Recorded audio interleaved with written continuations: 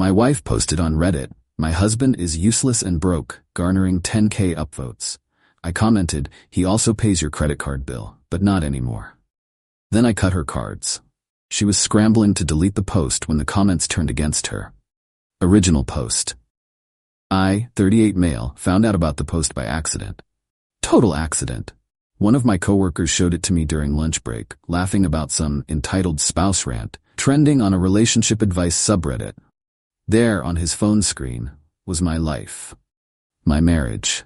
Laid out for 10,000 plus strangers to judge. The username was something generic, but I recognized the details immediately. We just argued about finances 2 days before. She'd wanted to book a spa weekend for herself and 3 friends. I'd suggested maybe we save that money since we're supposed to be putting a down payment together for a bigger house. Her post title, "My husband is useless and broke but expects me to stay in this marriage." I felt my coworker watching my reaction, so I kept it neutral. Laughed it off. Said something about people being crazy online. Went back to my desk and pulled up Reddit on my phone. The full post was worse. Way worse. "My husband, late 30s, is a complete deadweight. He works an okay job, but never has money for anything fun. I wanted to go on a spa trip with my girls, and he said we need to save. Meanwhile, he spends money on his hobbies, woodworking tools, so useless, and acts like he's some kind of provider. We live in a mediocre apartment, drive a mediocre car, and he has the audacity to tell me to budget better. I have a great job and bring in my own money. I'm starting to think I married a broke loser who's holding me back from the life I deserve. Anyone else deal with a financially incompetent partner?" The comments were exactly what she wanted. "Girl, run. You deserve better. He's financially abusing you by controlling your spending. Sounds like he's threatened by your success. Divorce him and find someone on your level." 10,400 upvotes, 856 comments, most of them telling her to leave me. I sat there staring at my phone for probably 20 minutes. Let me give you the actual facts. I make $89 as an engineering project manager. She makes $52 in pharmaceutical sales. Not bad incomes, either of us. But here's what she conveniently left out. The mediocre apartment? $2,400 a month. I pay $1,900 of it. She pays $500. The mediocre car? A 2022 SUV that I bought outright after saving for 2 years. It's in my name. She drives it daily. Her 2016 sedan that she owned before we married sits in the garage. The credit card she uses for everything? Authorized user on my account. I pay the full balance every month, usually $1,200, $1,500. Her student loans? I've been making the payments for 3 years while she builds her career. That's $680 a month. The woodworking tools she mocked? I built our entire dining set, coffee table, and bedroom furniture. Saved us probably $4,000. She brings in her money, all right, and spends every penny of it on herself. Clothes, dinners with friends, subscription boxes, her gym membership, her nail appointments. None of it goes toward our shared life. I've never said anything because I loved her. Thought we were building something together. Thought she appreciated what I contributed. Apparently, I'm just a broke loser. I created an account. Took me 5 minutes to think of what to say. Then I commented, "Hey, OP's husband here. Funny story, that mediocre apartment you hate? I pay 79% of the rent. That mediocre car you drive daily? I bought it cash, saved for 2 years. That credit card you use for everything? Mine. I pay it off monthly. Those student loans you haven't mentioned? I've paid them for 3 years, $680 per month.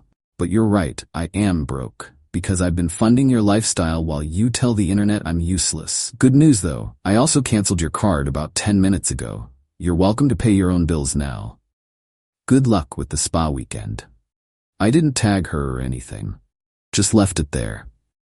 Then I logged into my credit card account and removed her as an authorized user. Called the company, had them cancel her physical card. Done. Then I went home and cooked dinner like nothing happened. She got home around 7 p.m. Normal greeting. Complained about her day. Asked what was for dinner. I told her pasta was on the stove. Around 8:30 I heard her scream from the bedroom. She came running out with her phone, face red. "Did you comment on my post?" I looked up from my book. "Which post?" "You know which post." "Oh, the one where you called me a broke loser to 10,000 people?" "Yeah," I commented. Seemed fair. You had no right. That was private venting. Private? It's on Reddit. You got 10,000 upvotes and 800 plus comments. That's the opposite of private. Everyone's calling me entitled now. They're saying horrible things. Weird. Yesterday they were telling you to divorce me. She stared at me, mouth open, then looked at her phone again. Did you cancel my credit card? Yup. You can't do that. Just did. It's my card. You were an authorized user. Now you're not. How am I supposed to pay for things? With your great job and your own money. You know, the income you mentioned bringing in? Her face went from red to purple. This is financial abuse. No, this is me stopping financial abuse. You've been using me as a personal ATM for 3 years while telling the internet I'm worthless. I was venting. Everyone vents online. Cool, vent all you want. But you can pay for the privilege yourself now. She tried arguing for another hour. Cried, yelled, threatened to call her mother. I just kept reading my book. The post got deleted around 10 p.m. But the internet is forever. People had already screenshot it. Someone even made a recap post about it.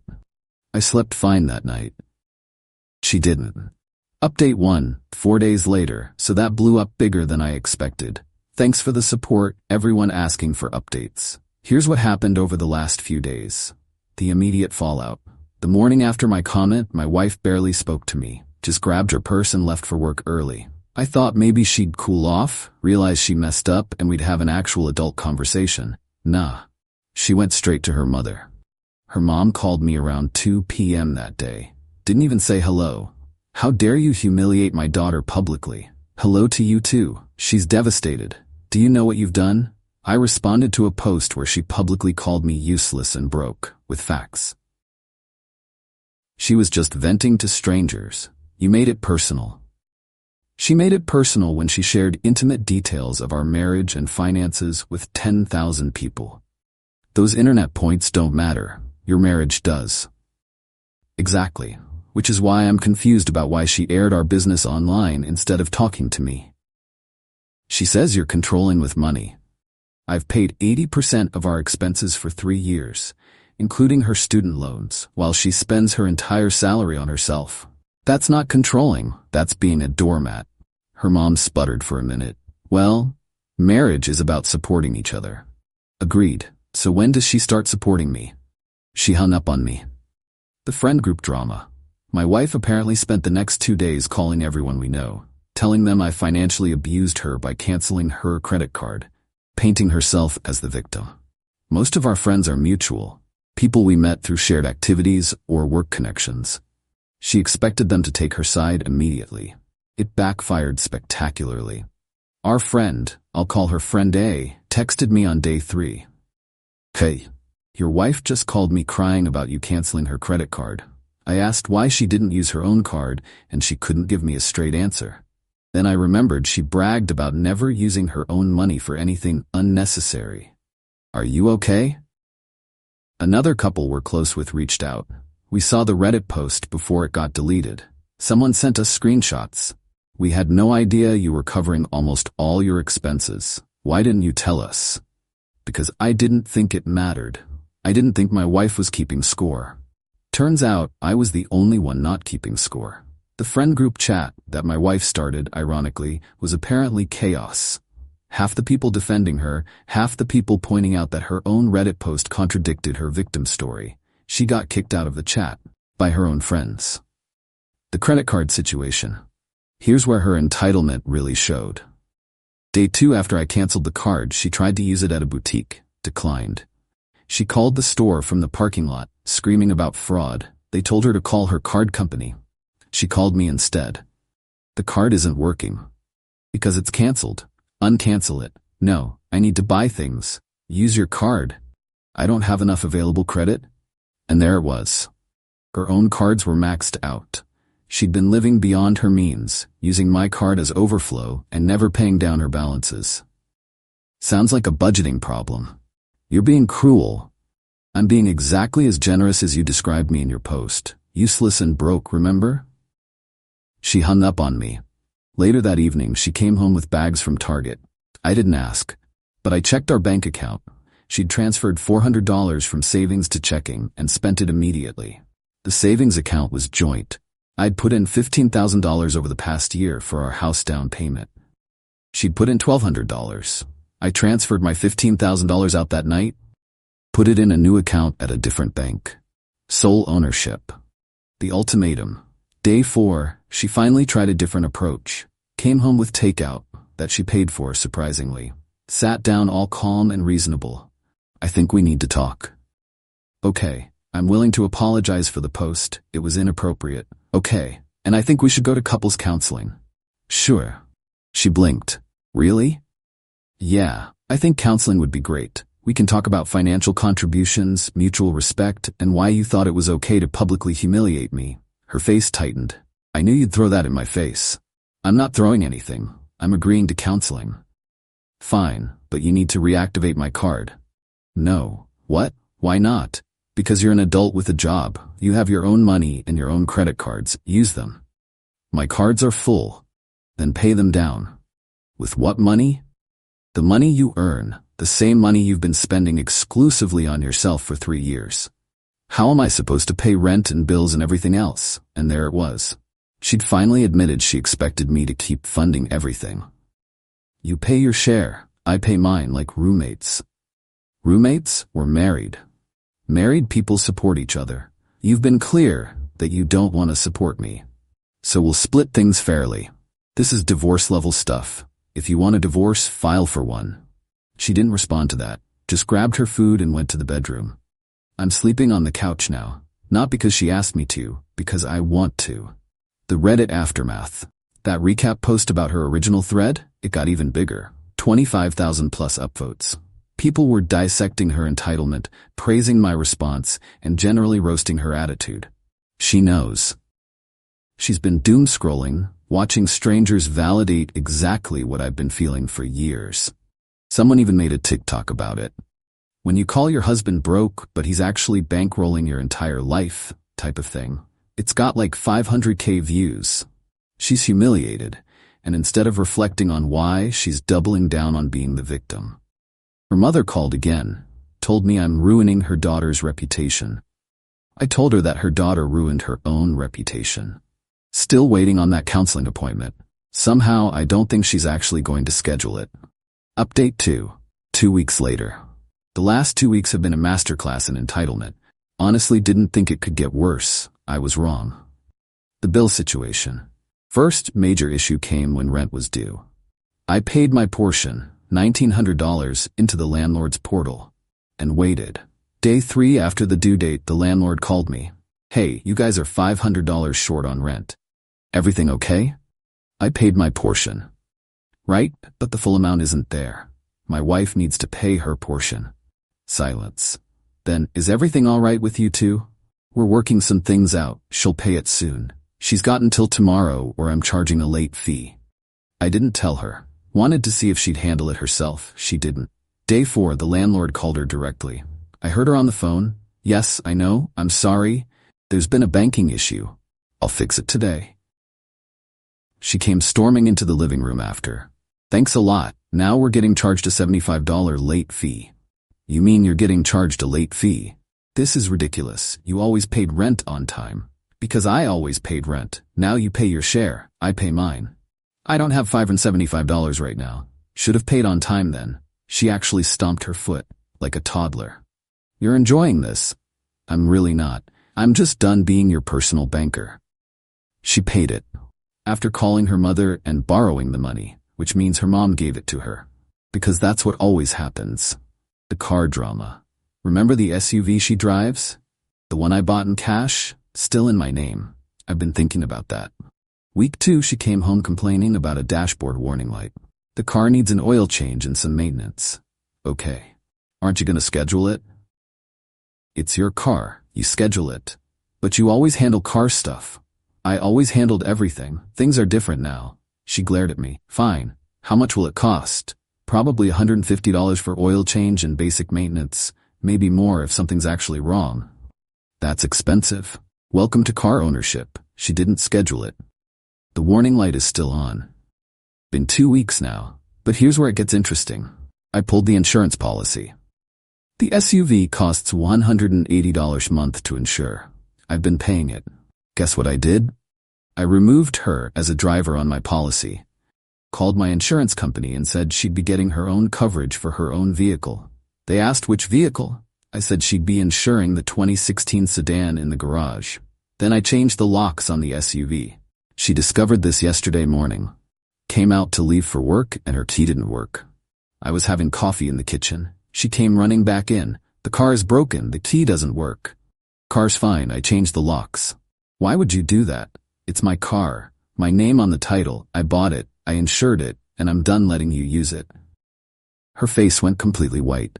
How am I supposed to get to work? You have a car in the garage. That thing is old. It runs fine. You've owned it for 6 years. I can't show up to client meetings in that. Lots of people have older cars. You'll survive. You can't do this. Already did. Your sedan is insured under your policy, right? She went pale again. I haven't renewed it yet. Of course she hadn't. She'd let her insurance lapse when she started driving my car exclusively. She'd been technically driving uninsured for 8 months. Better handle that today then. Driving without insurance is illegal. She called her mother. Again, I could hear her screaming about how I was sabotaging her career and trapping her.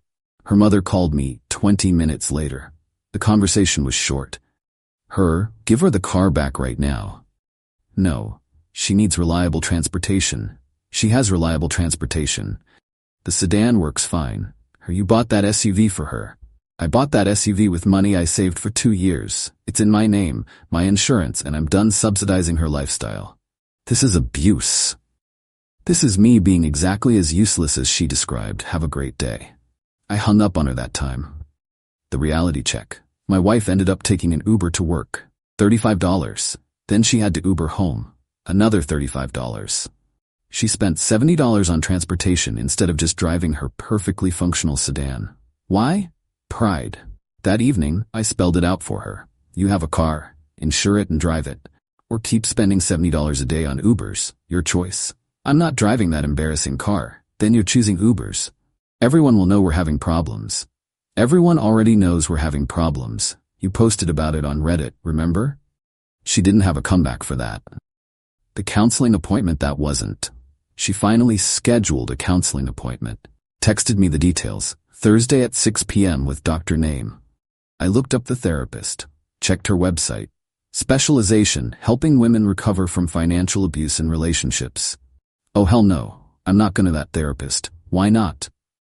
Because you cherry-picked someone who's going to validate your narrative instead of actually addressing our issues. That's not true. Her entire practice is about financial abuse. You're trying to walk into therapy with a predetermined conclusion. Fine, you pick a therapist then. Gladly. I found a couples counselor who specializes in financial issues in marriage.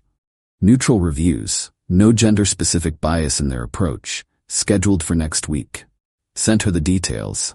She replied, "This therapist is going to take your side." Based on what? Based on everything. Based on the fact that I've been paying 80% of our expenses for 3 years? No response to that. The friend group collapse. This is where things got really interesting. That friend group I mentioned? It completely fractured. Her close friend, the one who was supposed to go on the spa trip, called me. This was wild. "Hey, I need to tell you something." "Okay?" "Your wife asked me to lie to the counselor about your financial abuse. She wanted me to say I've witnessed you controlling her spending and isolating her." That's... wow. Yeah, I told her no. I've never seen you do anything like that. If anything, I've watched you pay for group dinners while she Venmos herself back for her portion. She does that? Every time. She orders the most expensive thing, then Venmos herself exactly her share from the joint account, leaves you covering the app fee and tip. I had no idea.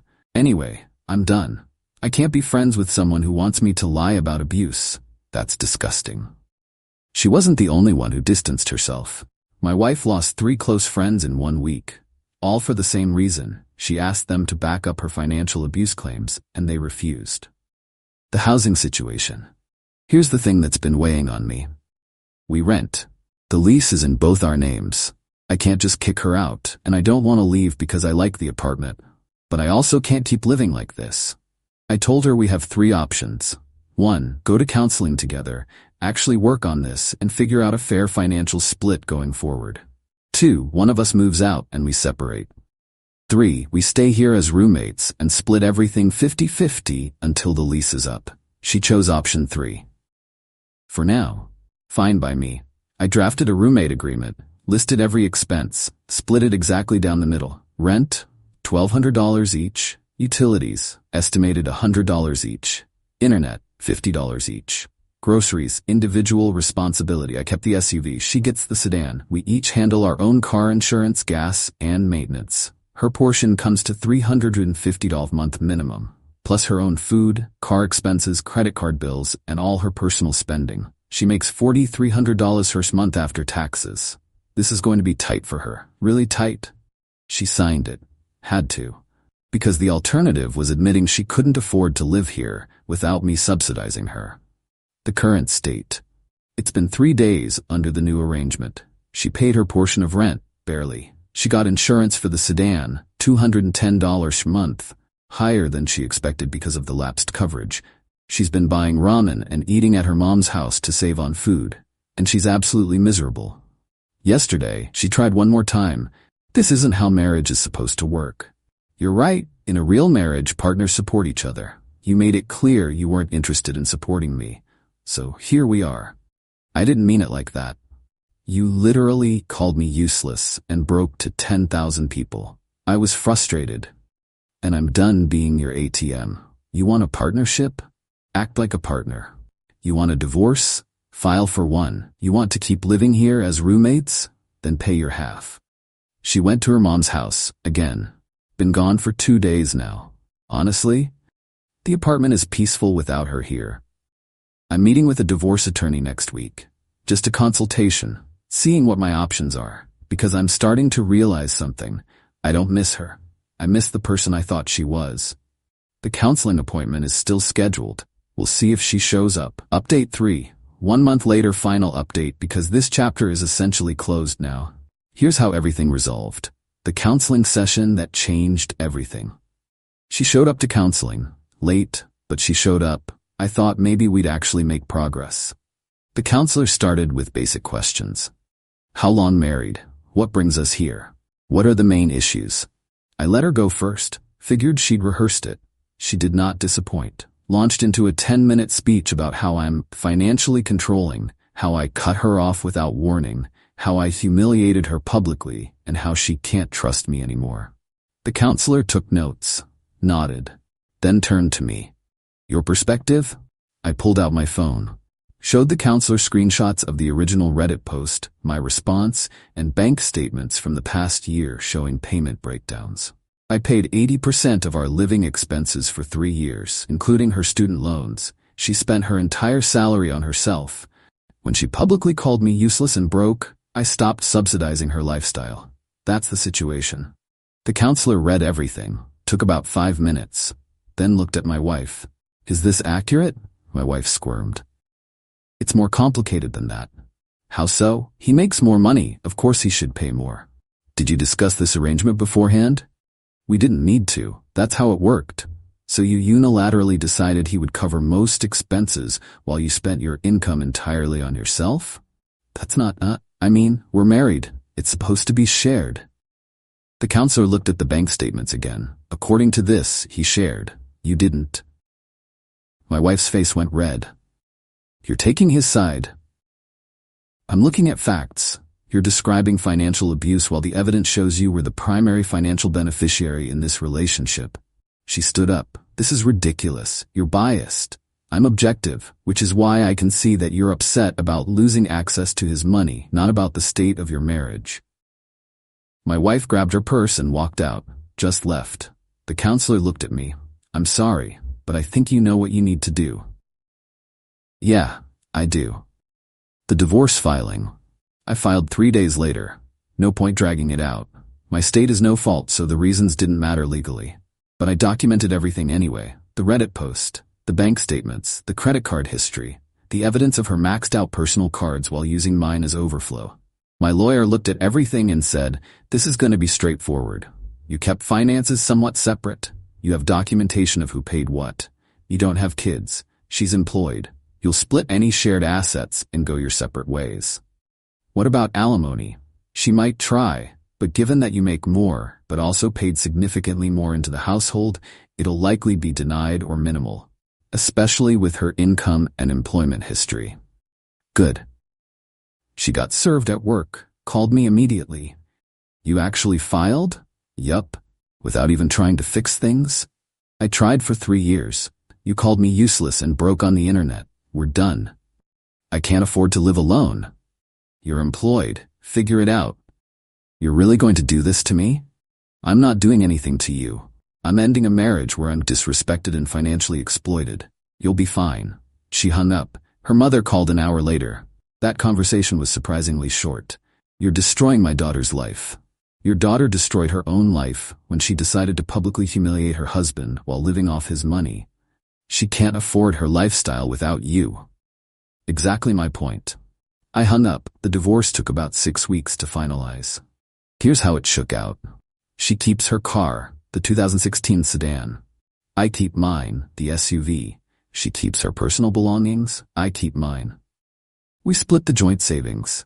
I proved I'd contributed $15,000 versus her $1,200, so I got a larger share, but she still walked away with about $6,000 total. No alimony. The judge looked at the evidence of financial contributions and denied her request. She remains responsible for her own student loans, obviously. We each took our own debt. She had $8,000 in credit card debt. I had none. She tried to argue that she deserved more because she sacrificed her career to support the marriage. Her lawyer actually apologized to the judge for that claim. She'd been employed the entire marriage and never sacrificed anything career-wise. The judge was not impressed. This divorce is granted. Assets and debts as outlined, done. She moved back in with her mother, apparently couldn't afford her own place on her salary once she actually had to pay for her lifestyle. The mother called me one last time, 3 days after the divorce was final. You've ruined her. She's depressed. She can't afford anything. She makes $52,000 a year. That's more than the median household income in this country. She can afford things. She just can't afford the lifestyle she maintained while using me as a bank. You're heartless. I'm realistic. She wanted to be independent. Now she is. Enjoy. I blocked them both after that. That original post still gets referenced sometimes. I've seen it pop up in best of compilations. Remember that woman who called her husband broke and he exposed her in the comments type stuff? She apparently deleted all her social media. Can't handle being that woman. Meanwhile, my life is significantly better. I'm still in the same apartment. She agreed to let me take over the lease. It's peaceful. I decorated it how I want. Built a new bookshelf last weekend with my useless woodworking tools. Financially, I'm thriving. Turns out, when you're not funding another adult's entire lifestyle, you save a lot of money. I'm putting away $2,500 a month now. Bought some new tools. Booked a vacation.